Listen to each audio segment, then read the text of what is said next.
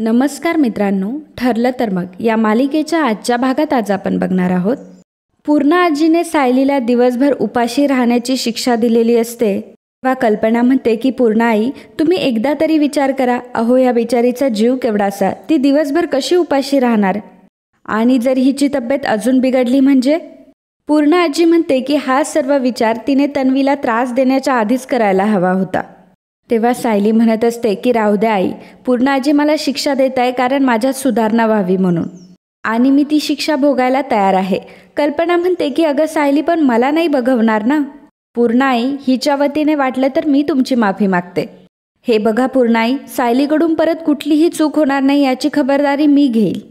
विमल म्हणते की आणि पूर्णा आई, सायली ताईंना असं भरल्या ताटावरून उठवणं पण चांगलं दिसत नाही ना. पूर्णा आजी म्हणते की दिवसभरामध्ये एकतर ही तरी पोरगी जेवेल नाहीतर मी जेवेल. आता काय करायचं कल्पना, तूच ठरव. कल्पनालाही मोठा प्रश्न पडलेला असतो की आता साईड घ्यावी तर कोणाची घ्यावी. तेव्हा सायलीच तिचं ताट उचलते आणि म्हणते की थांबा आई, मी नाही जेवणार आज, आणि असं म्हणून ती किचनमध्ये निघून जाते. माफ करा मित्रांनो, पण जर तुम्ही चॅनलवर नवीन असाल किंवा अजूनही चॅनलला जर सबस्क्राईब केलं नसेल तर प्लीज सबस्क्राईब करा आणि बेल आयकॉनवरही क्लिक करा. स्टार प्रवाहावरील सर्व मालिका तुम्हाला आमच्या चॅनलवर बघायला मिळतील. धन्यवाद. तर इकडे अर्जुन हा चैतन्याला म्हणत असतो की वात्सल्य आश्रमाची जी पुढची डेट आहे त्यात आपल्याकडे एक फिक्स पॉईंट आहे, आणि माझं आर्ग्युमेंट फक्त याच गोष्टीवर असेल की मैपत शिकरे यांनी ती जागा विकत घेतली आहे. मी आता मैपत शिकरे आणि साक्षी शिकरे या दोघांनाही क्रॉस क्वेश्चन करणार आहे. चैतन्य, त्या दोघांनाही कोर्टामध्ये येण्याची नोटीस पाठव. तर चैतन्य आता मात्र विचारामध्ये पडलेला असतो. चैतन्य म्हणतो की मी काय म्हणतो अर्जुन, आपण फक्त मैपत शिकरे यांना नोटीस पाठवूया का? म्हणजे साक्षी शिकरे यांनी ऑलरेडी क्लिअर केलंय त्यांचा त्यांच्या वडिलांच्या बिझनेसशी काहीही संबंध नाहीये. अर्जुन म्हणतो की आणि तुला ते खरं वाटतंय? कमॉन चैतन्य, तू किती दिवसांपासून माझ्यासोबत काम करतोय. कुठल्याही विटनेसवर ब्लाइंडली विश्वास ठेवायचा नसतो हे अजून शिकला नाहीयेस का तू? चैतन्य म्हणतो की तसं नाही रे, परंतु साक्षी या रिअलिस्टिक बिझनेसमध्ये इन्व्हॉल्व असेल असं तर नाही वाटत मला. अर्जुन म्हणतो की ती साक्षी शिकरे या केसमध्ये इन्व्हॉल्व आहे आणि मला खात्री आहे की नक्की यात तिचा काहीतरी हात आहे. त्यामुळे तू लगेचच्या लगेच दोघांनाही नोटीस पाठव. अर्जुन तिथून निघून जातो. चैतन्याला मात्र मोठा प्रश्न पडलेला असतो. तर इकडे सायली ही डायनिंग टेबलवरचं आवरत असते तर विमल येते. विमल म्हणते की अहो सायली ताई, तुम्ही राहू द्या, मी करते. सायली म्हणते की अहो विमलताई, राहू द्या, असू द्या, मी करते ना. विमल म्हणते की सायली ताई, उपाशीपोटी तुम्ही सगळी कामं करणार आणि मी आराम कसा करू शकते. कल्पना म्हणते की सायली तू एक काम कर ना, तू पटकन 2 घास खाऊन घे ना. सायली म्हणते की नको आई, पूर्णा आजीने मला दिलेला शब्द येतो आणि मी त्यांचा एकही शब्द मोडणार नाही, आणि जर मी आता थोडं जरी खाल्लं ना तरी त्या रात्री जेवणार नाही, आणि मला तर ते अजिबात चालणार नाही. तुम्ही दोघी माझी काळजी करू नका, मी एकदम ठीक आहे. कल्पना म्हणते की बरं ठीक आहे, मला एक सांग, जर तुला पूर्णा आईने सांगितलं तर तू जेवशील ना? त्यावर सायली मान डोलावते. कल्पना म्हणते की ठीक आहे, मग मी बोलते पूर्णा आईशी. अस्मिता म्हणते की मम्मा, पूर्णा आजीशी बोलून काहीही उपयोग होणार नाही, कारण तुला तर गुंडाळता येतं पण पूर्णा आजीला गुंडाळणं काय एवढं सोपं नाही आहे. कल्पना म्हणते की अस्मिता, मी तुझ्याशी बोलतेय का, मग उगाच का तोंड वाजवतीयस. तेवढ्यातच पूर्णा आजी तिथे येते. तर कल्पना म्हणते की बरं झालं पूर्णा आई तुम्ही इथे आलात. सायली आता जेवली तर चालेल का? नाही म्हणजे आता इतका वेळ उपाशी राहून तशीही तिने शिक्षा भोगली, मग आता पुरे ना. पूर्णा आजी म्हणते की कल्पना, दिवसभराची शिक्षा आहे तिला, आणि एक दिवस जेवली नाही तर काही फरक पडणार नाही, उलट अक्कल ठिकाण्यावर येईल तिची. कल्पना पुढे बोलायला जाते तर पूर्णा आजी म्हणते की विषय बंद, मी आता बँकेत जातीये आणि तिथे गेल्यावर मला ती बारीक सारीक अक्षरं दिसत नाही, त्यामुळे माझ्यासोबत चल. मी बाहेर थांबतीये, माझ्या रूममधून बँकेचे फोल्डर्स आणि मोबाईल घेऊन ये. पूर्णा आजी तिथून निघून जाते. तर अस्मिता सायलीला म्हणते की ए सायली, तन्वीने अर्जुनसाठी कॉफी बनवली होती तेव्हा तुला राग आला होता ना, तुला बनवायची होती ना कॉफी, मग आता तू माझ्यासाठी बनव आणि त्यात वेलची घाल, आणि काल जो चिवडा केलाय ना तो पण दे. विमल म्हणते की अस्मिता ताई, आत्ताच तर तुमचं जेवण झालं ना आणि तुम्हाला लगेच. अस्मिता म्हणते की तुला काय करायचंय, माझं पोट माझं घर, किती खायचे ते मी बघेल ना. विमल म्हणते की बरं ठीक आहे, मी बनवते कॉफी. अस्मिता म्हणते की तुला कोणी सांगितलं की तुझं नाव सायली आहे म्हणून. सायली म्हणते की मी करते अस्मिता ताई. अस्मिता म्हणते की ठीक आहे, ते सगळं घेऊन माझ्या रूममध्ये यायचं आणि माझी रूम देखील आवरून द्यायची. सायली म्हणते की ठीक आहे अस्मिताताई. विमल म्हणते की अस्मिताताई, मी जर तुमच्या रूममध्ये सगळं घेऊन आले तर चालेल ना तुम्हाला? अस्मिता म्हणते की तुला कोणी सांगितलंय ग विमल? तुला काम करायची खूप हौस आहे ना? ठीक आहे. आणि असं म्हणून डायनिंग टेबलवर टाकलेली मॅट ती गोळा करते आणि जोरात आपटते आणि म्हणते की बघ किती धूळ आहे, आता सगळं आवरायचं. आता ह्याला चांगला ब्रश मारायचा आणि चांगलं वाळत घालायचं. आणि सायलीला ती आदेश देते की आणि तू कॉफी आणि चिवडा रूममध्ये पाठवायचा. एवढं बोलून अस्मिता तिथून निघून जाते. तर विमल सायलीला म्हणत असते की सायलीताई, तुम्ही त्यांच्या रूममध्ये नका जाऊ, कारण सकाळीच मी रूम आवरून मस्त झाडून ठेवली होती. आता फक्त तुम्हाला त्रास द्यायचा आहे ना, म्हणून जास्तीचं काम काढून ठेवतील त्या. सायली म्हणते की ठीक आहे विमलताई, मी करेल. तेव्हा विमल म्हणते की अहो पण सकाळपासून तुम्ही काहीच खाल्लेलं नाही आहे. सायली म्हणते की विमलताई काहीच हरकत नाही, मी करते. तर आता सायली ही अस्मिताच्या रूममध्ये गेलेली असते आणि अस्मिताने मुद्दाम जास्तीची कामं काढून ठेवलेली असतात. सायली ते सर्व आवरत असते आणि अस्मिता उभं राहून कॉफी पीत पीत तिला एक एक काम सांगत असते. सायलीचं आता सगळं रूममधलं आवरून झालेलं असतं आणि सायली आता जाण्यासाठी निघत असते. तेव्हा अस्मिता मुद्दामच तिच्या हातात असलेली कॉफी थोडी फरशीवर सांडवते आणि सायलीला विचारते की हे कोण करणार? सायलीला समजलेलं असतं की हे अस्मिताने मुद्दाम केलंय. तर सायली म्हणते की ठीक आहे, मी पुसते. सायली लगेचच जाऊन रुमाल घेऊन येते आणि तो फरशीवरचा कॉफीचा डाग पुसत असते. तर अस्मिता लगेचच मागच्या साईडला सुद्धा कॉफी सांडवून ठेवते. जेव्हा सायलीचा फरशीवरील डाग पुसून होतो तेव्हा ती अस्मिताला म्हणते की झालं माझं. तर अस्मिता म्हणते की हा बघ इथे पण आहे. तर सायलीला कळतं हे सुद्धा मुद्दाम आहे. तेव्हा देखील सायली काहीही न बोलता तो डाग पुसून घेते. सायलीने ते सर्व पुसून घेतलेलं असतं आणि ती अस्मिताला म्हणते, अस्मिताताई आता सगळं काही आवरून झालंय. अस्मिता म्हणते की ठीक आहे, आत्ता आवरून झालंय, परंतु जर काही काम असेल तर मी तुला आवाज देईल.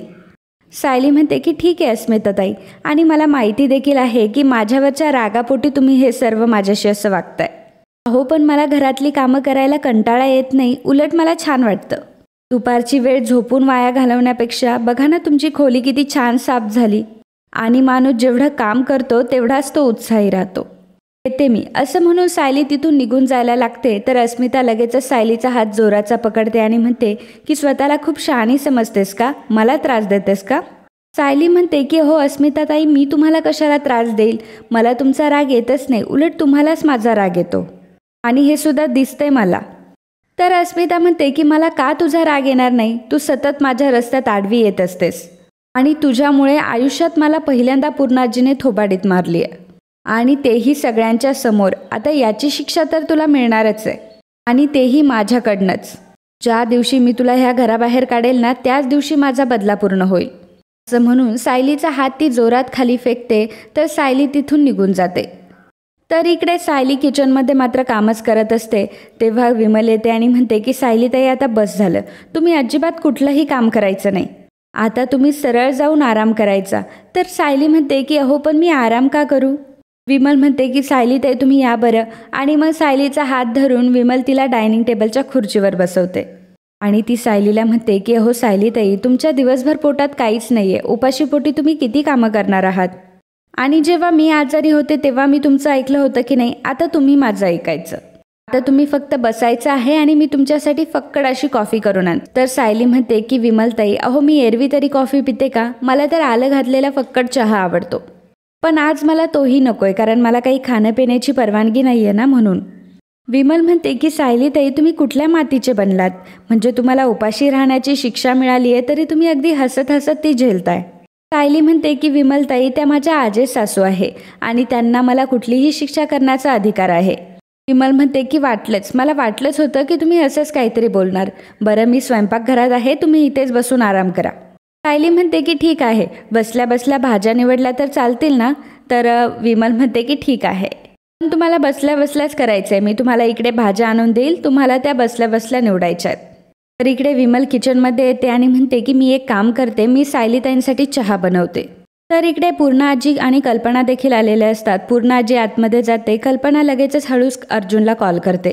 कल्पना अर्जुनला सांगते की अर्जुन, अरे घरी जरा प्रॉब्लेम झालाय. आज पूर्णा आईने सायलीला तन्वीशी वाईट वागल्याबद्दल शिक्षा दिली आहे. तिला त्यांनी आज अख्खा दिवस उपाशी राहायला सांगितलंय. सायलीने बिचारेने अजून दिवसभर काहीच खाल्लं नाहीये रे. अर्जुनला देखील ते खूपच शॉकिंग अर्जुन म्हणतो की तू काळजी करू नकोस, मी बघतो काय करायचं ते. चैतन्य विचारतो की बोला अर्जुन, आजची काय न्यूज? अर्जुन म्हणतो की सुभेदारांच्या घरात पुन्हा एकदा ड्रामा घडलाय. अन्नपूर्णा सुभेदार यांनी सायली सुभेदार यांना पूर्ण दिवस उपाशी राहण्याची शिक्षा दिली आहे. कारण त्यांचा असा गैरसमज आहे की मिसेस सायली सुभेदार यांनी तन्वी किल्लेदार यांच्यासोबत वाईट वागणूक केली आहे. चैतन्य म्हणतो की अरे अर्जुन, तुमचं घर आहे का युद्धभूमी? अर्जुन म्हणतो की बघ ना, पण जाऊ दे, मी तर ठीक आहे, मी तर एकदम खुश आहे. तर चैतन्य विचारतो की अरे पण तू का खुश आहेस? अर्जुन म्हणतो की मिसेस सायली हे डिझर्व करतात. त्यांच्या अति चांगुलपणाला कुठेतरी फुल स्टॉप लागलाच पाहिजे. आणि हे सर्व जे काही घडतंय ना, ते त्यांच्यामुळेच घडतंय. आज पूर्णा आजीने मिसेस सायलींना शिक्षा दिली, याचा अर्थ माझं घर पुन्हा नॉर्मलला आलंय. सो 1 वर्षानंतर आम्ही जेव्हा डिवॉर्सबद्दल बोलू तेव्हा पूर्णा आजी आम्हाला हसत हसत परवानगी देईल. माझा प्लॅन मस्त वर्क होतोय. चैतन्य म्हणतो की अर्जुन, तू जगातला पहिला माणूस असशील की ज्याला युद्ध झाल्यावर आनंद होतोय. एक गोष्ट तुझ्या लक्षात येतंय का?